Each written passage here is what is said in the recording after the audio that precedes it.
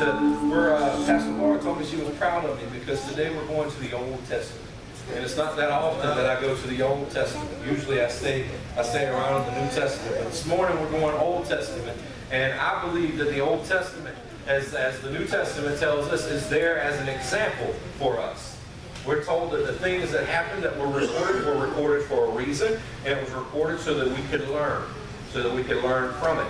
Well, this morning I want to take a look at a story in Joshua, and we're going to look at a couple of stories in Joshua, and I don't have time to read all of it today, but I am going to read a little bit that's going to be on the screen. However, we're going to look at there's a story that is taught. Joshua chapter 3 through 6 is where our principles are going to come from. However, the story I want to look at is in Joshua chapter 7. Joshua chapter 7. And it's a man named Achan.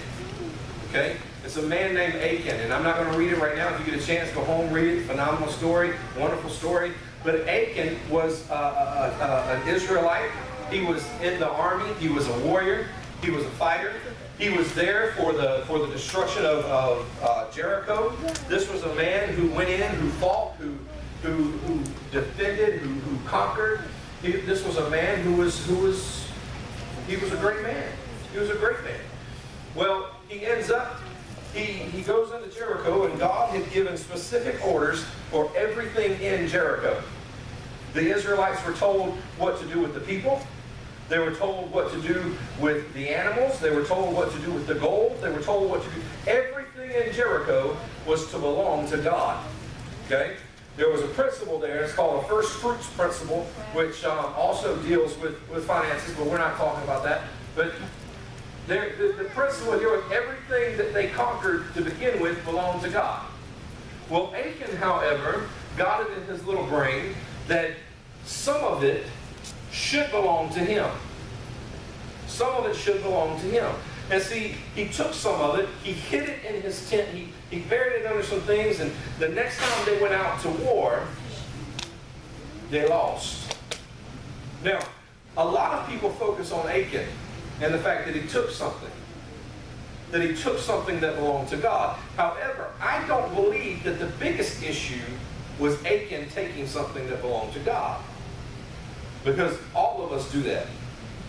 Most of us do it on a daily basis. We take something that should belong to God and we misappropriate it. Okay? I believe the biggest issue was pride. The biggest issue was pride. Pride was Achan's biggest issue. But not only was it Achan's biggest issue, it was also the Israelites' biggest issue. You see, I think that the sin of Achan led to a defeat that was avoidable, but it wasn't just Achan, it was also Joshua. It was also the spies. Because if you read the story in chapter 7, Joshua sends some spies up to a place called Ai to check it out. And they go up to Ai to check it out, and they come back and give a report and say, they're tiny. They're tiny. We can take them with only about 3,000 people. We can take them with about 3,000 people. Won't be any kind of an issue. These guys were puffed up because they had just taken Jericho. God had destroyed Jericho in front of them. They had taken Jericho, and now they were looking at Ai, who was a lot smaller, and said, we got this. We can do this with 3,000 people. A problem is they were blinded by pride and didn't realize or recognize that the hand of God had been removed off of their nation. That was Joshua's fault. That was Joshua's fault. He should have been spending a little bit more time in prayer and not so much time celebrating. Because if he had been, he would have recognized that the blessing of God had been removed and that he should not have sent 3,000 men. Because the scriptures tell us that he only sent 3,000 men and they got their butts handed to them. The Bible tells us that they had 36 people killed and they ran like cowards.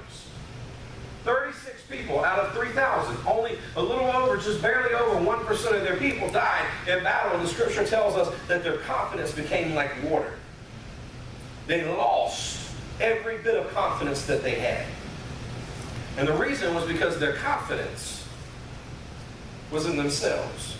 You see, a lot of times we do the same thing. And today, the title of the message is a ready guard. a ready guard. And what I believe happened was after their victory at Jericho, every single one of them let their guard down. Every single one of them let their guard down. See, Achan's first sin was pride. It wasn't theft. It was pride. He believed that he had arrived and he was owed something. He believed he had arrived at his destination and he was owed it. How often do we demand things of God or other people simply because we think they owe us? We did this, now you give us that. We've done this, so now you owe me this. We do it all the time. I've put this much energy into the relationship, therefore you are required to put this much in. Okay? We do it all the time. All of us do it. I'm guilty of it. We think that we're owed something. Let's get this, and we have an entire generation who believe that the world owes them something. An entire generation who feel like they shouldn't have to work for it. Okay? Let's get our little puny brains wrapped around this one fact. And if you can get your brain wrapped around this, your life will be a lot better. Nobody owes you anything. Anything. If you want something in life, you work for it. Don't sit back and demand that somebody gives it to you simply because you exist. Okay? You're going to exist your way right into the grave. All right? If you want something, you work for it. All right? That's not only the best way to do it, that's the Christian way to do it. We got a lot of Christians that think somebody owes them something just because they're a Christian. Okay? Just because you came to church doesn't mean the pastor has to bend over backwards for you. Okay? It's not the way it works. It's not the way it works. You see, I believe that what ends up happening in our life, and we all see it, that we end up accomplishing some goal, or we end up seeing some promise come to fruition in our life, and then we let our guard down. We let our guard down, and it's like the moment that, tell me if I'm wrong, maybe I'm the only one that's ever experienced this, but I accomplished something big in my life, and the moment that I accomplish it, I have about a day to celebrate, and all hell breaks loose in my life. It's like the world just backs up for a second, looks at me, and rears back and throws a curveball at me. Anybody ever experienced that before? No. Am I the only one? And it's like, we actually say it. If this will happen, I can breathe. And then it happens and we say, and the moment we do it, we get punched right in the gut. Bang! And you just want to pass out like, oh, Jesus, dear God. I thought that I was past this.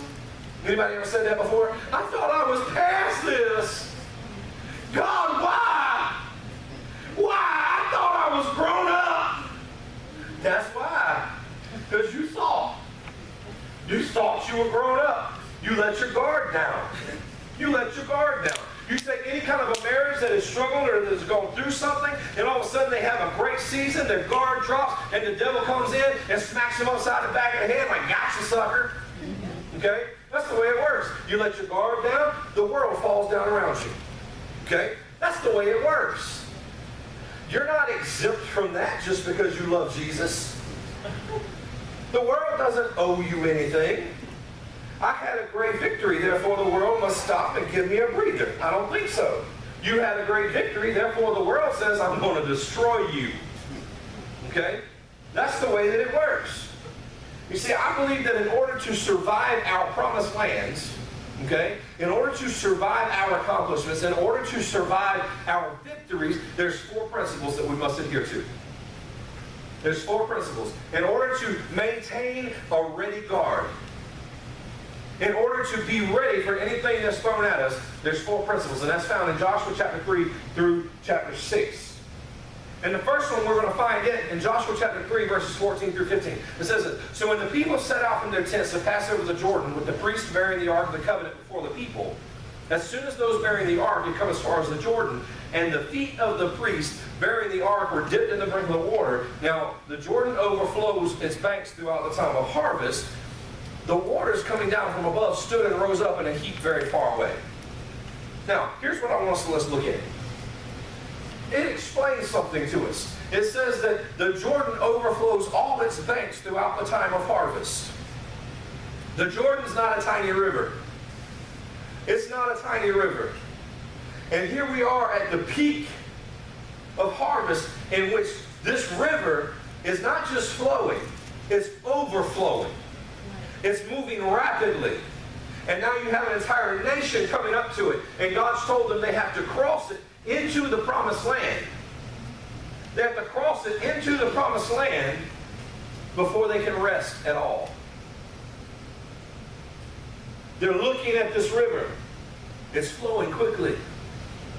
And the priests don't even hesitate. The priests don't even hesitate a bit. Why? Because God told them to go. A river rushing. They're carrying the Ark of the Covenant. Do a study. It was heavy. It was heavy. They weren't going to be able to swim across this river holding this ark. And the scripture shows no hesitation on the part of the priest. They see the obstacle. They understand the promised land is on the other side of it. They understand that God has promised them something that's on the other side of it. They see the obstacle and they walk straight into it. How many times has God told you to do something and you look at it and you say to yourself, there's something for me right over there, but there's an obstacle in my way. God, you got to do something with it. We want God to stop the obstacle before we ever even looked at it hardly. We're told that the priest looked at it and walked in. And the scripture tells us that as soon as their feet touched water, not when they paused and said, God, I need you to deliver me. God said, go. They went. You see, some of you are still praying that God opens the door after He's already told you to go. Your door's not going to open until you go. That's right. So the priest ended up stepping into the water. They stepped into it, and the water, the Bible tells us, stood up and recognized who they were. See, some of y'all expect your obstacles to recognize who you are, and you ain't even got your feet wet yet. You want the obstacle to back up, and you ain't even moved forward. The obstacle's just going to stare at you. It's going to stare at you until you say, enough's enough. Let's go, baby. It stood up, and the water was moving so rapidly that guess what? It stood up over there, it disappeared over here, and they walked across on dry land. Dry land. As if the obstacle had simply just been an illusion. Guess what? Most of you, the obstacles that you're allowing to keep you from moving forward are simply an illusion. They don't even exist except for here. You're your own worst enemy. Okay? They exist right here, not out there. It's time for you to get your feet wet. So the first principle in all of this is this: jump when God speaks. God says move, you move. What's the song say? If He goes to the left, we go to the left. If He goes to the right, look, I got to get my feet wet. I got to step into it. I got to step into it. Don't look at your obstacle and command it to move if you ain't willing to go into it. And as long as you're moving, and as long as you're doing what God's told you to do, and as long as you're moving within His will, you step into the obstacle has to back up and recognize who you are. But you're scared of it. You see, if you feel like God's calling you to do something, and He's made it clear that that's what He wants you to do, don't hesitate. Don't wait till you get your life together. Okay? That's an excuse I hear all the time. I got to get my life together. I just can't. Look, some of you, yes, you got to get your life together. But get it together as you walk into the water. That's right. Okay? Get it together. Because some of you, your life isn't going to get together because the obstacle is what's holding you back from getting it together. I need an organ. What about Penny? No. Joshua chapter 5, verse 2 through 4 says, at that time the Lord said to Joshua, we're moving forward. We were in chapter 3, now we're in chapter 5. Said to Joshua, make flint knives. They've already crossed over. Okay? They've crossed over. Verse 1 tells us that they crossed over on dry ground, and that they crossed over in victory on dry ground, and it scared every king that was in the area. Every king that was in the area, they felt safe because there was an obstacle between them and their enemy, the Israelites. And the Israelites stepped into it, and the obstacle disappeared. Now all of a sudden, they're way too close. Every king in the territory was scared. They were scared. Perfect opportunity to attack, right? Right? Wrong. All of a sudden, God spoke to Joshua and said, hey, I need you to do me a favor. Make flint knives and circumcise the sons of Israel a second time. Circumcise the sons of Israel a second time. Why? Because while they were walking around in the wilderness, nobody had been circumcised. So they crossed over. Now they got to be circumcised. There's something that we need to learn from this. There's a principle that we need to learn from this. And it's this. With each new position comes a challenge to your identity. There comes a challenge to your identity. And some things have to be removed out of your life. Some of you have already passed one obstacle, and now you're being faced to have to get rid of something, and you don't want to do it. Guess what? If you don't allow some things to be removed from your life, you'll never walk in the authority that God desires you to walk in. Some of you need some things circumcised from your life. Because as long as it's holding on to you, your identity of who God wants you to be, it's not lining up. And if the identity doesn't line up, the authority doesn't line up, and your obstacle will destroy you. Right. Good. Principle number 2, expect the challenge. Expect it. Just because you got through one obstacle doesn't mean there's not another one. Nobody owes you anything. Right now.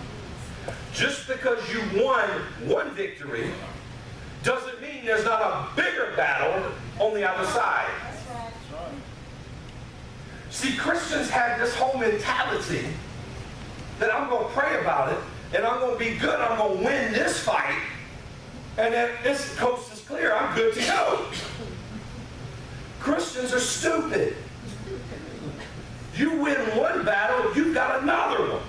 And then you've got another one. And then you've got another one. Until the day you die. That's right. And as long as you think somebody owes you something because you won one battle, you set yourself up to be a victim. That's right. I was doing so good, but then so-and-so said this and it just destroyed me. Oh, suck it up. Suck it up. Expect the challenge. If you want to survive, if you want to be able to thrive in life, you have to have a ready guard. You have to understand that there's another challenge on the other side of your challenge. There's another battle on the other side of your battle. And here's the craziest aspect of this. God looked at Joshua and said, I need you to circumcise all of the men. I need you to circumcise every single one of them. Now look here. Have any of you ever watched a circumcision be done? Anybody? I've watched 2 of them. I stood there with my sons while it was being done, and I held their hand, and I told them I was sorry. I cried for them. I did too, bro. And then I limped for a week afterwards for them. Okay? I walked around like this for a week because I knew that they were hurting. Look, here's the thing. God took them after they had just had a victory, and took every man and put him at a weakest point because he needed to remove something. Okay. This is why we fight God. Because we know that if he removes that from me, I'm going to be weak again. But we can't face our next challenge if we're doing it in our own strength. Right. Some of you are facing a challenge or an obstacle, and you know that in order to get through it, something has to be removed from your life. A relationship, a friendship, a job, a career, a dream, whatever it may be, money, whatever it might be, something's got to be removed from your life, and you don't want to do it because you know that if it happens, you're going to be weak again, and you don't ever want to go back to that person that you used to be who was weak. The problem is, you'll never go back because you've already crossed the Jordan. Be willing to be circumcised and get rid of something because you're not who you were. That's right. That's it. The thing God's trying to remove to make you weak again is the very thing that was holding you back then.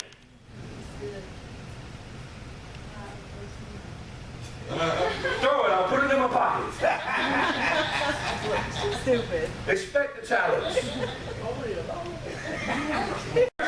I'll tell you what that means. That's called a heave offering. That's right.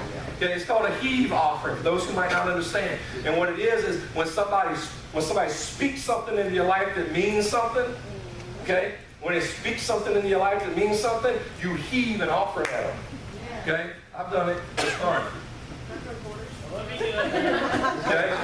You heave an offering at them. And what it is they've invested in you, you've invested in them, and God blesses you even more. Okay?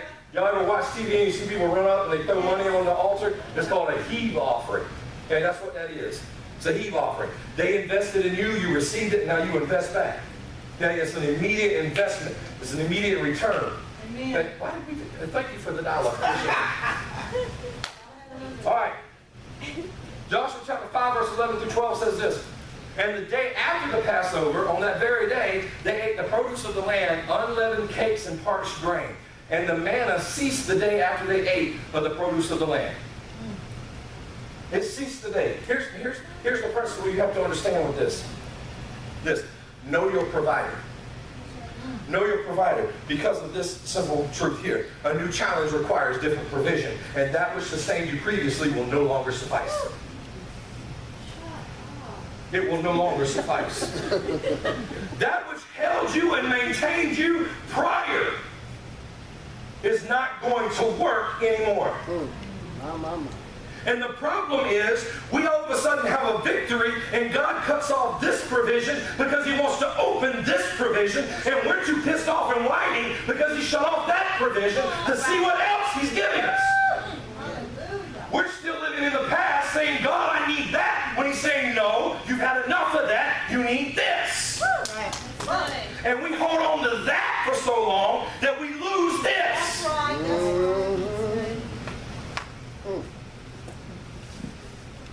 I don't know where the Pentecostal came today. So principle number 3, know your provider. The provision may change. The provider does not. That's right. Stop thinking that because one source dried up, that you have nothing anymore. Mom. When one source begins to dwindle, look for the other. That's right. Know your provider. That's it. God is not limited by your needs. God doesn't need anything. He owns everything. So when you have a need, guess what? He can provide. Stop thinking He's going to provide for you the exact same way every single time. That's right. We have a creative God who likes to show off. Give Him permission to show off. That's right. Give Him permission to be everything that He is. Know your provider. Y'all still with me? Sweet. Now, Joshua chapter 6, verse 20. They've crossed over the Jordan. They're healed. They're healed. Okay? They've healed up. The men are probably still sore. They've probably got PTSD. Anytime they see a knife, they probably shiver.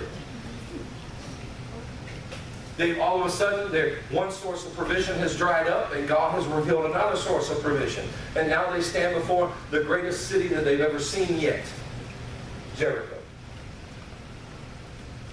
Jericho. It was supposed to be impenetrable. They say that the walls were so thick that they used to have chariot races on top of it. That's a big wall. Nobody was supposed to be able to get in. Nobody. Nobody was supposed to be able to get in. Jericho saw them coming. They pulled everybody in, they shut the gates, and they laughed at Israel. And God told the Israelites, this is what I want you to do. I want you to go around once a day, 6 days. On the 7th day, do it 7 times. And on the last time, whenever you walk around 7 times, I want you to shout just as loud as you can. And they shouted. What is that? It's a sign of praise. It's a sign of praise. And when they shouted, the walls fell down. Here's the crazy thing. Here's what's insane about this. Okay? And this gets preached all the time. That praise can remove walls, right? We've all heard that our praise removes obstacles, right? Here's the problem with that. Here's the problem. The rest of the story. isn't taught. Okay?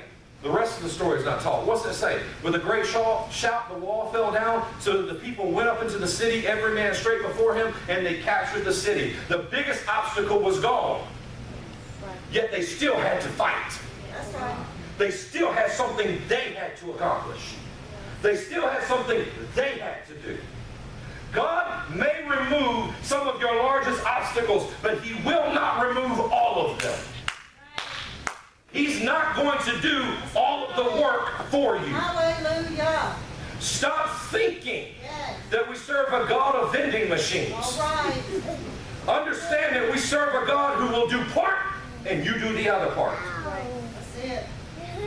Stop thinking that just because you had a really great praise session, that you're not going to be faced with a fight with your spouse the moment you get into the car.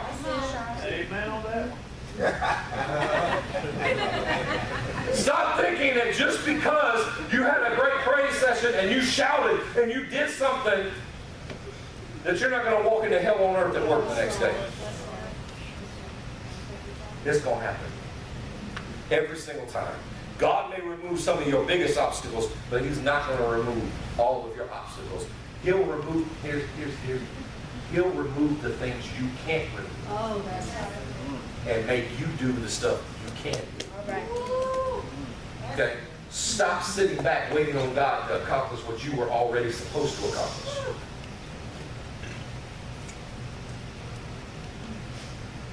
So principle number 4 is fight and fight again. Fight and fight again. Amen? Y'all still awake? Yes. So let's look at all 4 principles together. If you want to be able to say, very simply, that you have a ready guard.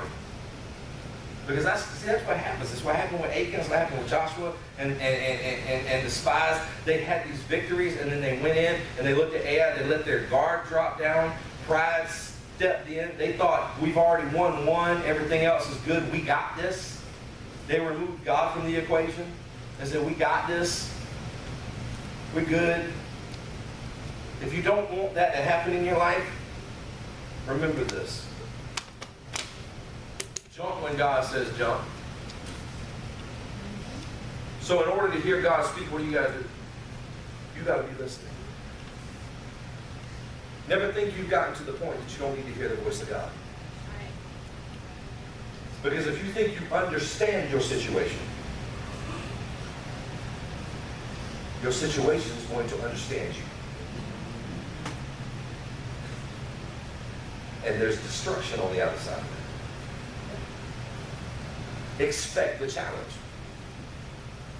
Don't let it surprise you.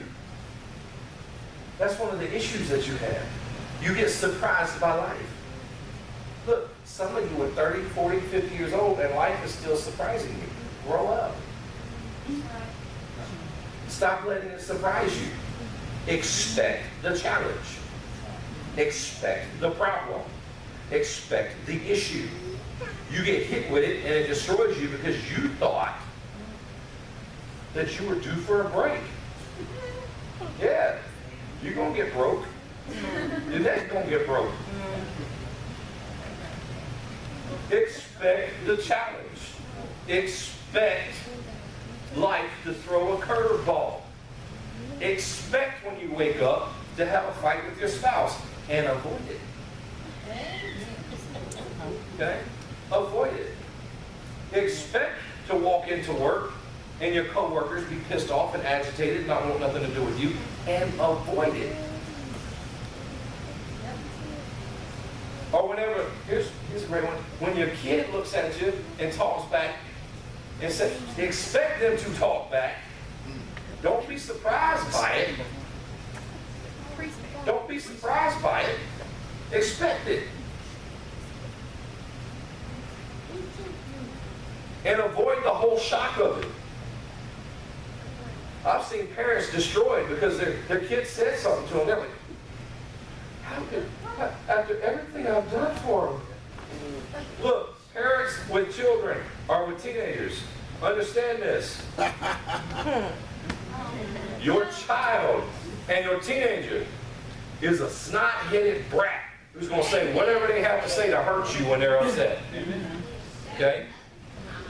Teenagers, I love y'all, but y'all some snot-headed brats. Don't even. Here's the bad part. Parents, y'all some snot-headed brats because they talk to you and you jump right back at them. You jump right back at them like you're a teenager yourself. You forgot you're supposed to be the mature one showing them how to live. Well, guess what? They didn't get that attitude just on their own.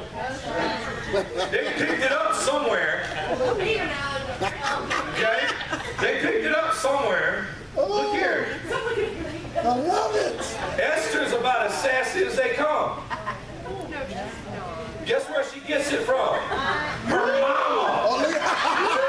Her mama.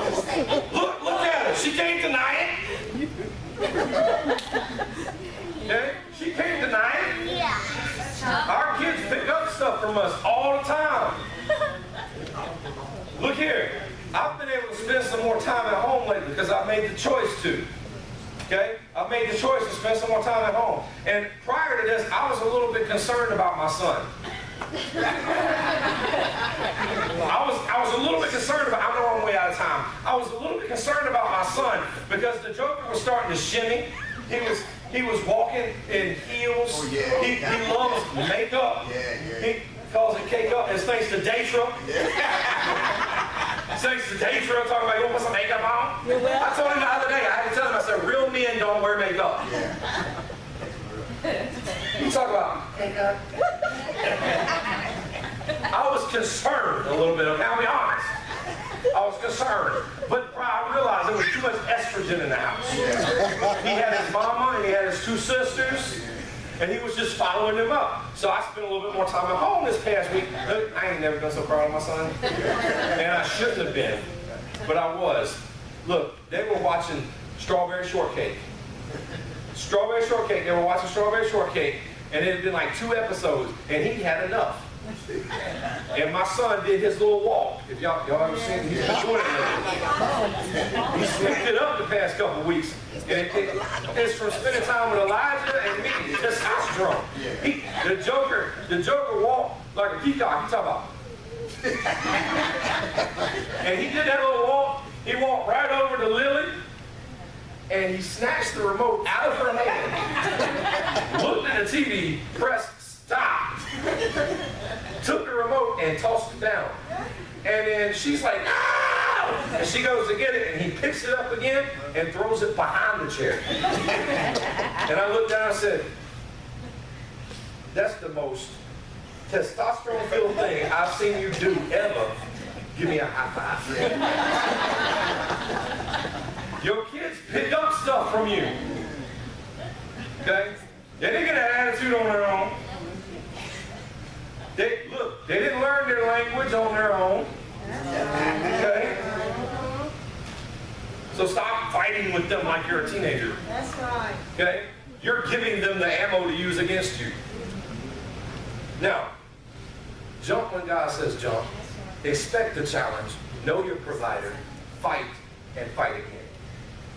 Now, do me a favor. Pull out your connections cards. Pull out your connections. Because there's some of us in here today that God has already been telling you something to do.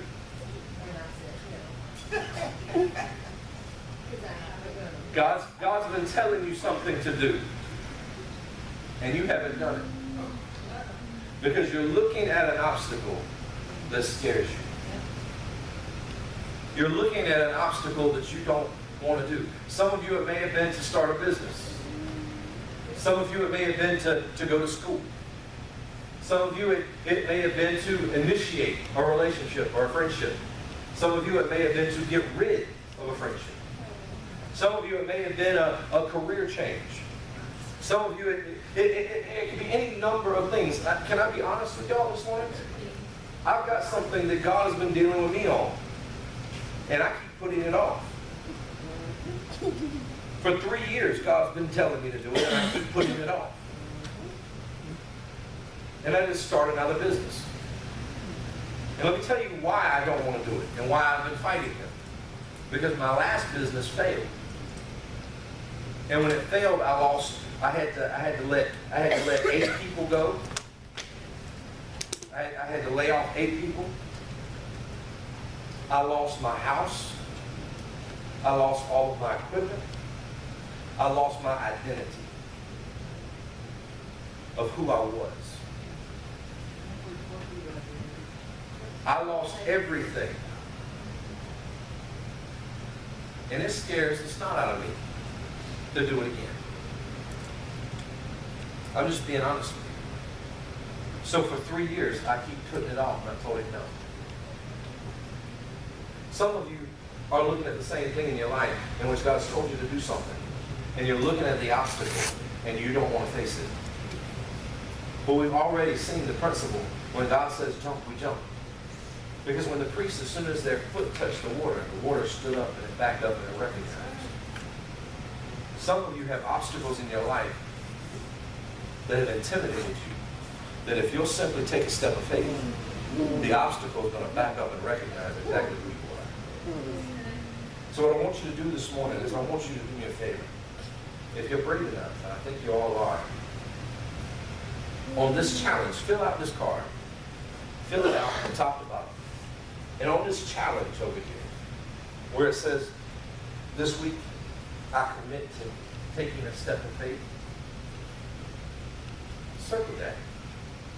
But don't just circle it. Do me a favor. Flip over to the back. And write out what that step of faith is. Write it out. Fold it up. Drop it in that offering box. So that the leadership team can lay hands on it today and pray for you. And we'll be praying for you. Look, we get an email every week with all of the prayer requests. And we pray for you guys. I pray for you guys daily. As soon as I get the email, I pray. Every time I open my email box, I pray. Fold it up, drop it in there, and take a step of faith this week. Get rid of that obstacle. What is it that God's called you to do that you've been hesitating about? What is it that God's called you to do that you didn't know if you were quite ready to do yet?